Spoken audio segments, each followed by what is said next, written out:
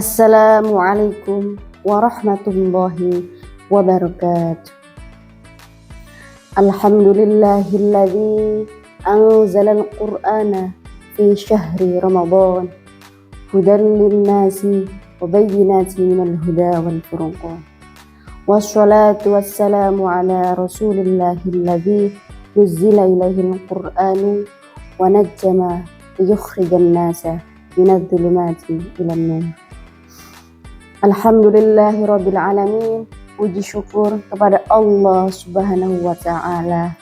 Kita telah disampaikan di akhir-akhir bulan suci Ramadan, dan tentunya juga kita sangat berharap dan bermohon kepada Allah Subhanahu wa taala, semoga seluruh rangkaian ibadah yang mengiringi kita pada Ramadan tahun ini berkenan diterima oleh Allah Subhanahu wa taala dengan penerimaan terbaik yang terkait dengan rahmat dan ampunan. Ibu-ibu Dharma Wanita Persatuan Kantor Kementerian Agama Kota Batu yang dirahmati oleh Allah Subhanahu wa taala. Di antara kemuliaan yang melekat di bulan suci Ramadan ini, sejatinya ada satu peristiwa yang sangat menakjubkan, yaitu diturunkannya ayat suci Al-Quran kepada Nabi Muhammad SAW yang didesain bukan hanya untuk menjadi pedoman berkehidupan bagi seluruh umat manusia di muka bumi ini, namun juga dengan hal bersamaan Al-Quran dapat menjadikan hambanya lebih dekat dan lebih terhormat di hadapan Allah Subhanahu wa taala. Masya Allah.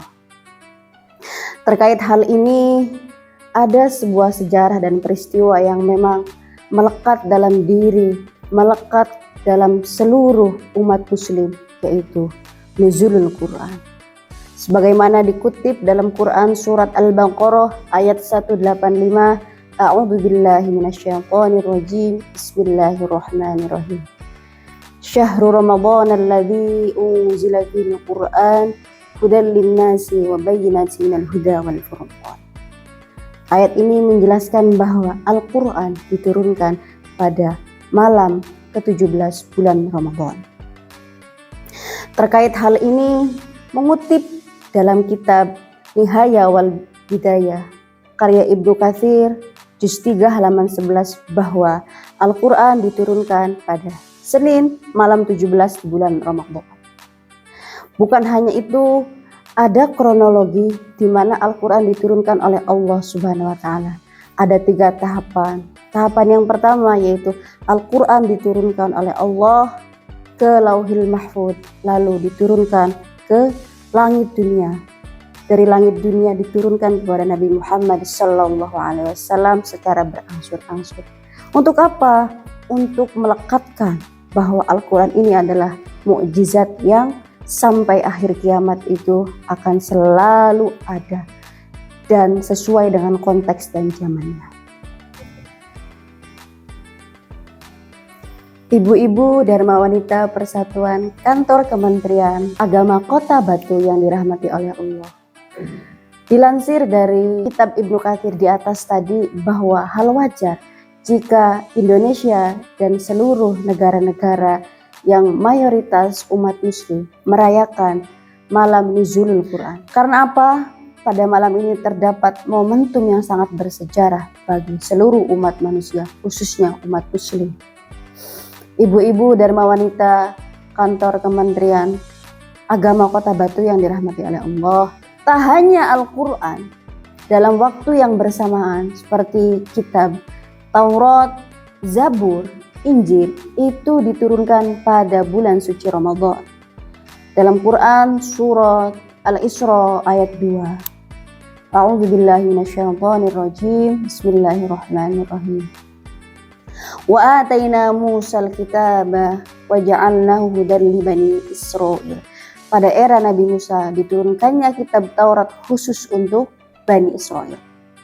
Sedangkan pada era Nabi Isa itu diturunkannya kitab Injil. Sebagaimana Allah berfirman dalam Quran surat Al-Imran ayat 3. A'udzubillahi minasyaitonir rajim. Bismillahirrahmanirrahim. nazzala 'alaikal kitaba bil haqqi musaddiqan lima baina yadayhi wa anzalat taurata wal injil. Begitupun pada era Nabi Isa diturunkannya kitab Injil.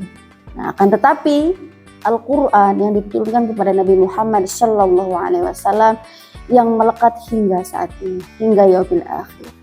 Dengan hal itu tentunya malam nuzulul Quran ini terdapat berbagai hikmah, terdapat berbagai manfaat-manfaat yang kita bisa rasakan hingga saat ini.